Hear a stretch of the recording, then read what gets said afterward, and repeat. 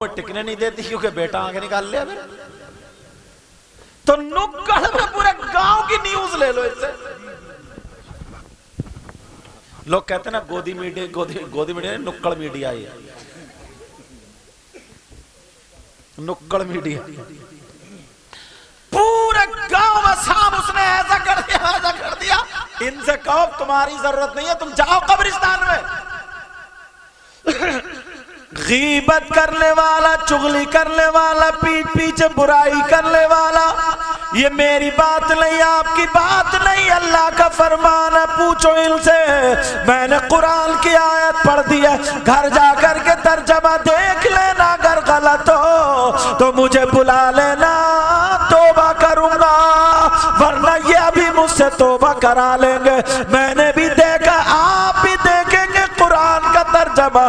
اللہ فرماتا ہے غیبت کرنے والا, چغلی کرنے والا ایسا ہے جیسے مرے ہوئے بھائی کا گوشت کھانے والا. اب غیبت کرو گے اور اگر کوئی آگے کہہ دے نا کیا اچھا میاں تمہیں یہی بات پڑی رہتی ہے, اس کے پیچھے پڑ, بولے غلط بول لیا ہوں گیا میں, بات سچی نہیں ہے کیا؟ غیبت کی تعریف بتا دوں. غیبت کا مطلب جانتے ہو؟ اگر ان کے اندر وہ کمی ہے اور ان کی پیٹھ پیچھے برائی کی نیت سے ذکر کرنا اس چیز کو, اس چیز کا نام ہے غیبت. اور ان کے اندر وہ کمی نہیں ہے اور بنا کر کے پھر بیان کرنا تو وہ غیبت نہیں ہے, وہ تہمت ہے, وہ الزام ہے, وہ تہمت ہے. ایک گاؤں میں تو ایک بڈھا ایسا تھا سٹیا ہوا, وہ امام کو ٹکنے ہی نہیں دیتا تھا یار. اگر امام نے عصر کی سنتیں بھی نہیں پڑھی تو قیامت صغری آ گئی. ایسے حالات. چلو اب میں دوسری بات اٹھاتا ہوں. اب غیبت تو نہیں کرو گے نا, بولو, چغلی تو نہیں کرو گے, پیٹھ پیچھے برائی تو نہیں کرو گے, تم نے نیکیوں کی جگہ چھوڑ دی. یار اتنی پیاری حضرت ایک حدیث گردش کر رہی ہے میرے ذہن میں, سنو گے اور اتنا ثواب پاؤ گے نا, اتنا ثواب, یہ سمجھو آفر نکلا, آفر. کچھ کرنا نہیں پڑے گا, نہ پیسے خرچ کرنا پڑیں گے, نہ کچھ, ایک دم آفر نکلا, بڑا شاندار ذہن میں آ گیا. اگر کوئی 1 کلو سونا اللہ کی راہ میں خرچ کر دے تو پورے ضلع رامپور میں نام ہو جائے گا, اور کوئی 1 کوئنٹل کر دے تو اس کا تو نام ہو جائے گا مگر پڑوسی مر جائے گا. صحیح بتا رہے ہو, ہم نے پڑھا تھا نا, ایک دور وہ آئے گا کہ لوگ اپنے دکھ سے اتنے پریشان نہیں ہوں گے جتنے پڑوسی کے سکھ سے پریشان. اس کی دکان چل رہی ہے, اسے بخار چڑھ رہا, ادھر دکان چل رہی ہے, ادھر بوتل چڑھ رہی ہے, اس لیے پوچھو تجھے کیا ہو گیا, بولے فیور نہیں جا رہا.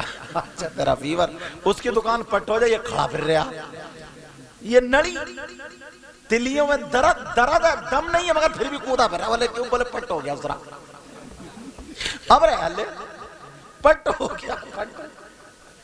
حالات تو دیکھو. اگر کوئی 1 کوئنٹل سونا اللہ کی راہ میں خرچ کر دے تو کتنا ثواب ملے گا. آج میں تمہیں ایسی بات بتاؤں نا, 1 کوئنٹل نہیں, 1000 کوئنٹل سونا صدقہ کرنے کا ثواب پالو. بتا دوں بات بڑی پیاری آ گئی ہے. اب میری ہو تو غلط ہو سکتی ہے, نعیم بھائی کی غلط ہو سکتی ہے, اور رسول اللہ کی ہو تو غلط ہو سکتی ہے. ہر بات یا تو قرآن پہ یا حدیث پہ, اور بلکہ 1000 نہیں, کئی ہزار کوئنٹل سونا. اب سنو, سیدنا حضرت ابو بکر صدیق رضی اللہ تعالیٰ عنہ جمعے کے دن, جمعے کی نماز سے پہلے مسجد میں جا کر کے مسجد کو صاف کرتے, جھاڑتے, پوچھتے, اور جو مٹی کوڑا ہوتا نکال کے پھینک دیتے, کیونکہ پہلے چھپر ہوتے تھے, کچی مسجدیں ہوتی تھی, درادر سے کوڑا دھول وغیرہ آ جاتے تھے, تیار کر دیا کرتے تھے. ایک دن ایک صحابی نے نبی سے से पूछ लिया आका अबू बकर के ज़हन में क्या चल रहा है, अबू बकर का क्या ख्याल है, अबू बकर ऐसे क्यों करते हैं। अब मेरे नबी जुमे के दिन मिंबर शरीफ पर खड़े हुए और खड़े होकर के बयान फरमाते हैं, इरशाद फरमाते हैं, ऐ लोगों सुनो, मेरा कलमा पढ़ने वालों सुनो। अब नबी की हदीस है, अगर कोई जुमे के दिन, किसके दिन बोलो, सुभान अल्लाह। आज मेरी आवाज मत देखिए, समझे, कहा जुमे के दिन अगर कोई मस्जिद को साफ करे, झाड़े पोछे और एक मिट्टी, एक मुट्ठी कूड़ा निकाल के बाहर फेंक दे, तो नबी फरमाते हैं उसको इतना सवाब मिलेगा, इतना सवाब जितना ओहद पहाड़ की बराबर सोना सदका करने में सवाब। सुभान अल्लाह। नारे तकबीर, नारे रिसालत, मसलके आला हजरत उलमा अहले सुन्नत हजरत अल्लामा सैयद मुकीम रहमान साहिब किबला। इतने नौजवान ओहद पहाड़ की बराबर सोना सदका करने का सवाब, आज तक किसी ने किया ऐसा? तुम्हें सवाब की जरूरत ही कहां, तुम्हारे तो गोदाम भरे पड़े। 5 मिनट मिले तो मोबाइल पे चैटिंग कर रहे हैं, क्या खा रही हो, क्या पी रही हो, मर गया इसी में, डाल दिया बलाओं में से। ऐसे हालात, ओहद पहाड़ की बराबर सोना सदका करने का नबी का फरमान है।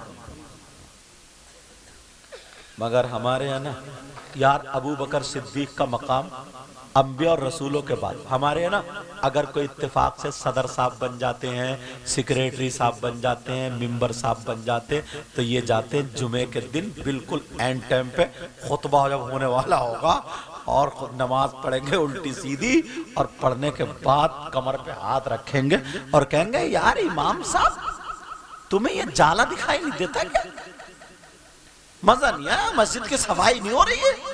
अच्छा सदर साहब, तुम्हारा मकाम इतना ऊंचा हो गया, अबू बकर सिद्दीक से भी ऊंचे हो गए तुम, हजरत अली से भी ऊंचे हो गए, हसन हुसैन से भी।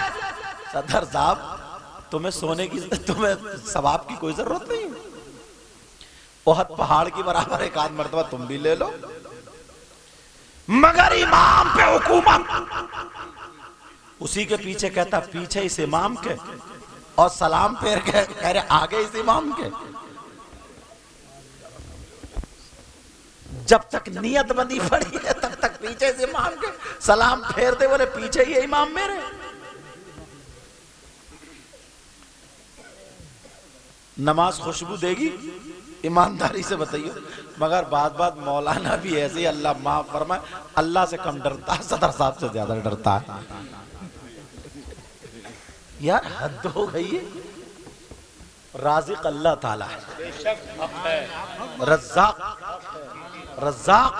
और ना ये बताऊं, जो इमाम ना ज्यादा लोचो पोचो और ये सब करता, खुशामद और ये दरामद और अरे सदर साहब, अरे सदर साहब, अरे सदर साहब, और सदर साहब फटा फिर रहा, अरे सदर कोई मिले, अरे बड़ा नेक आदमी है यार, बड़ा नेक, और अभी झूठ बोल गया, इतना नेक है, बड़ा नेक, बड़ा सुंदर आदमी, बड़ा ऐसा।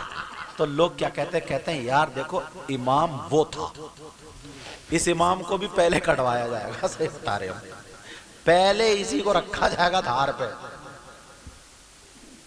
हाँ ऐसे हालात। नौजवानों तुम्हें जरूरत है सवाब की। कितना प्यारा शानदार ऑफर निकला। 8 में दिल मस्जिद जाकर के साफ कर दो। मगर मालूम है क्या होता है? आप कहोगे हजरत ऐसी बात कर रहे हैं, अम्मा जी शादी नहीं होगी तो अम्मा या बहनें कहते रहेंगे अरे जुमे की अज़ान होने वाली, नहाता क्यों नहीं? तो कह रहे हैं नहा लूंगा रुक जाओ, नहा लूंगा रुक जाओ, नहा लूं।